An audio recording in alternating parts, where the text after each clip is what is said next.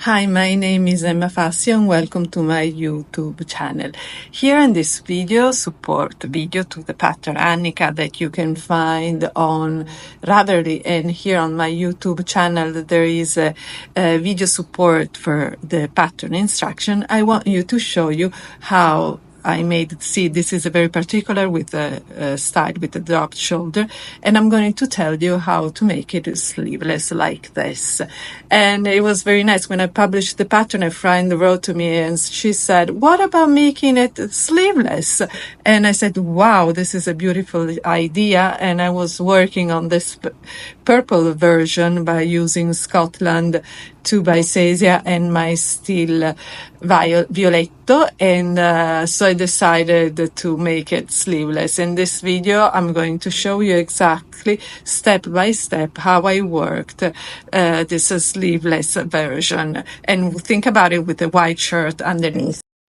Here I wanted to show you the first version, the one with which the pattern instructions were written, and it was presented for the first time at a special class, very lovely, dedicated to Northern Europe patterns, and so the dropped shoulder.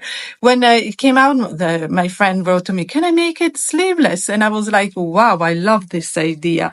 And, just make it like a sleepover. And in this video, I will show you step by step how I made the final border of the sleeveless version. Each time I make a new version of a pattern, I love to customize it, not only by changing yarn or color, but also by making different details as the sleeveless one here.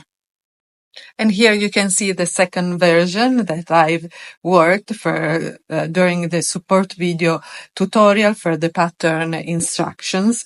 And in that video, I also talk about colors and what happens to a pattern design, as here you can see the drop shoulder, and the video helps you to see also all the parts that can be difficult in the pattern instructions. And here you can see in that video I also talk about colors and how the pattern design is seen much better if we use one color, as here. And here I'm wearing the Lux scarf, where you can find here in my YouTube channel the step-by-step pattern instructions, and it's a free video, and I'll put the link here below. And now let's go and see how to change the pattern instructions for the sleeve.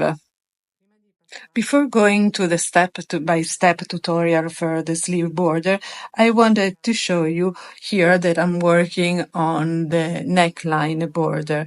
And while I'm working this, I was thinking that if you want to make a tighter neckline, you can use the decreases that I will show you next for the border for the sleeveless version of Annika, also on the neckline border.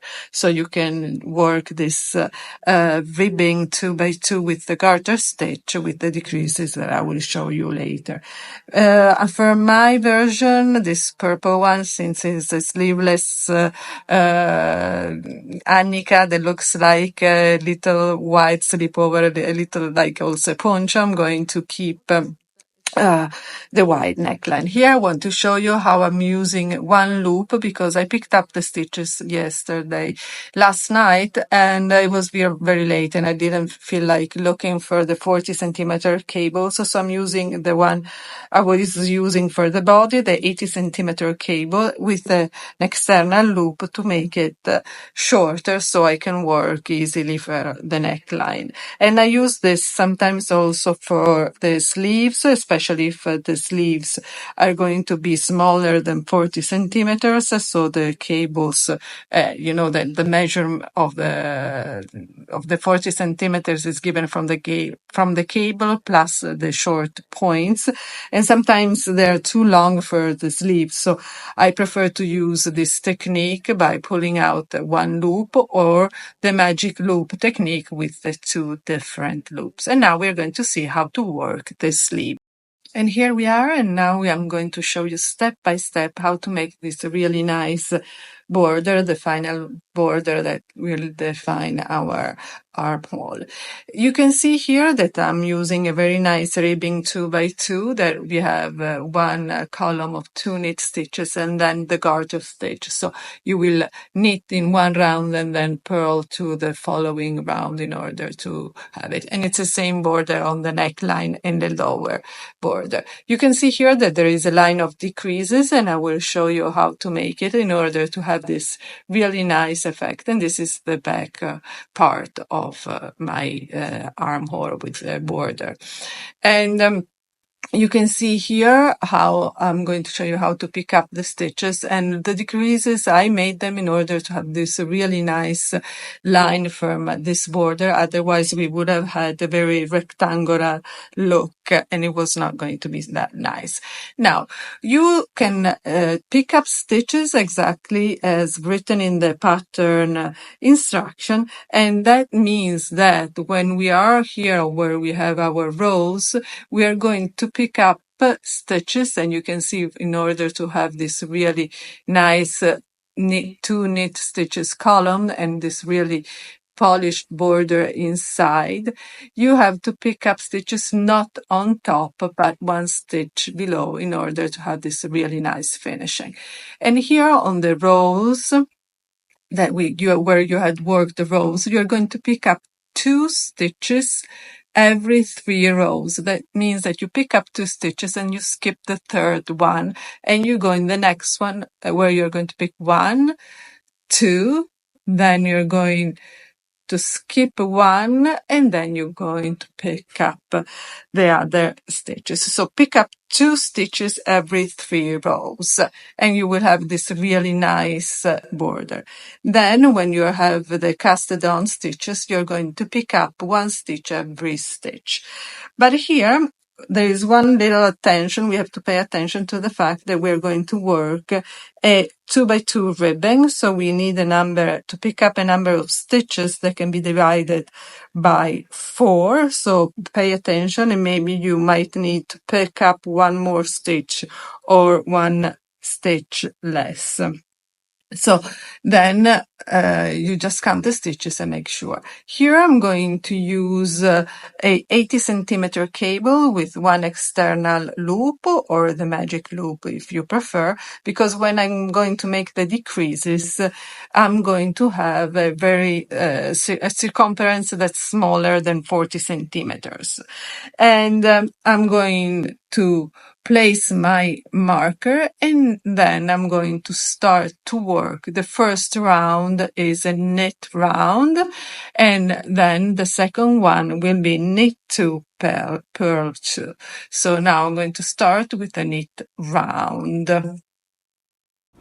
After I've worked the first round by knitting all stitches, I slip the marker to my right needle, and now I'm going to start the knit 2, purl 2 repeat.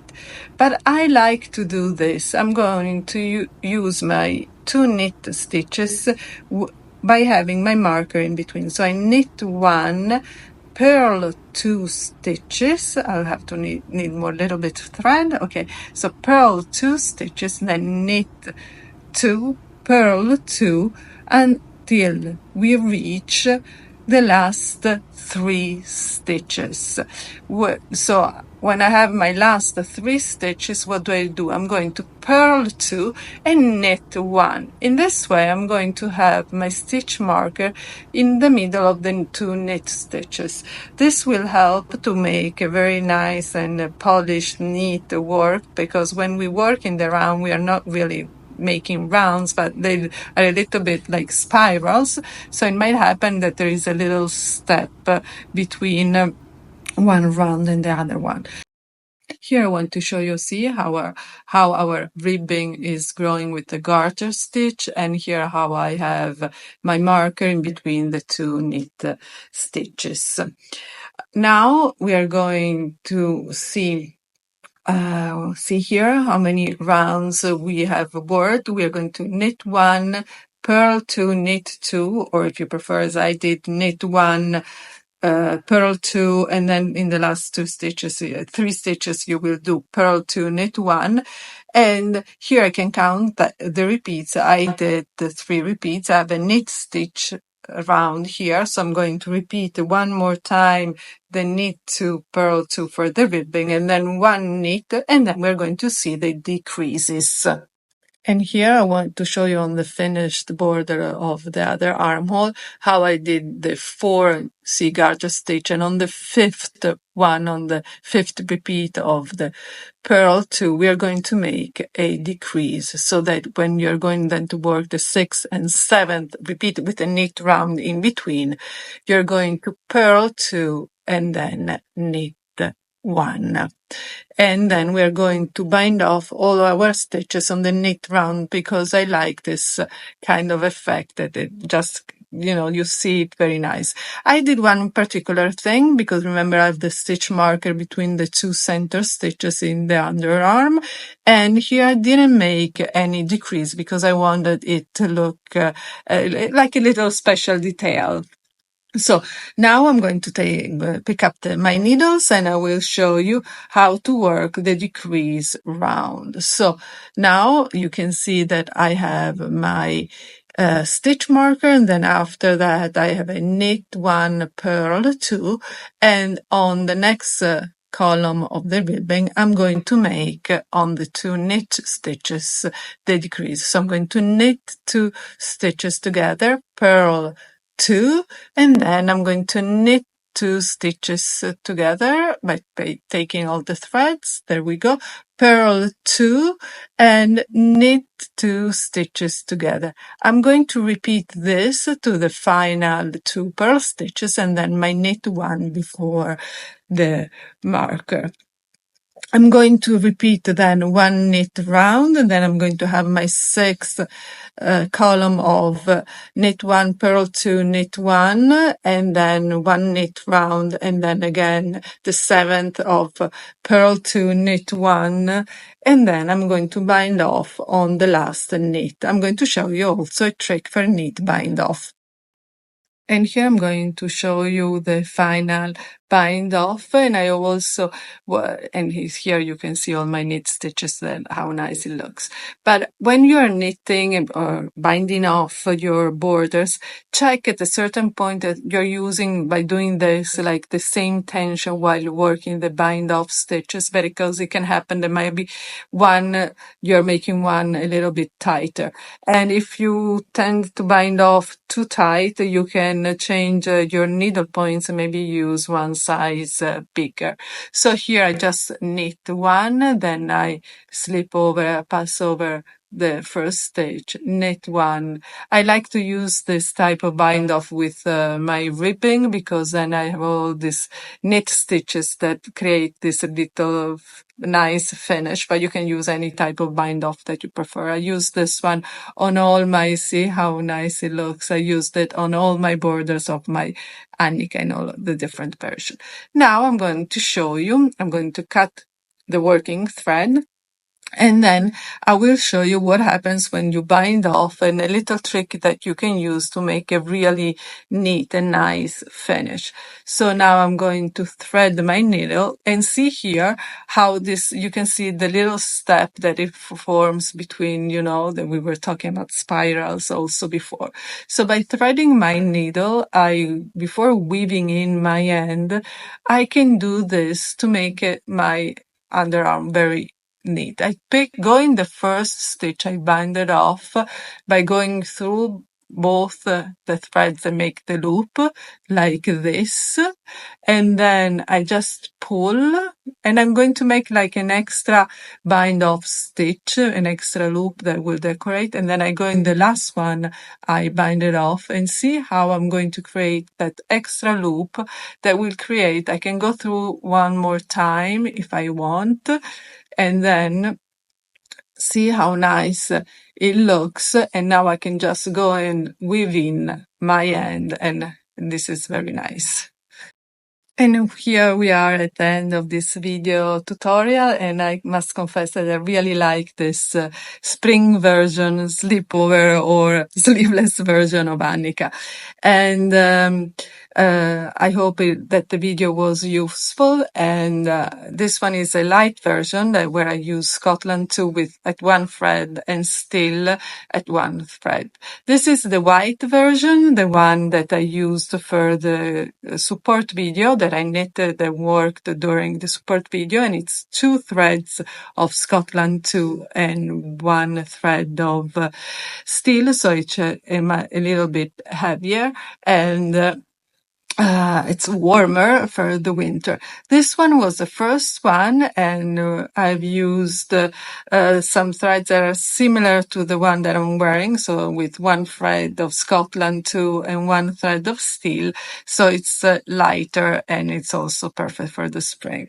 So what I was thinking, okay, then I just love it and I'm going to make more versions, and I hope that this video was useful, and if you need, you can write down here in the comments any questions and I will answer you. You can also find me on Instagram as Fassio, and see you in the next video tutorial.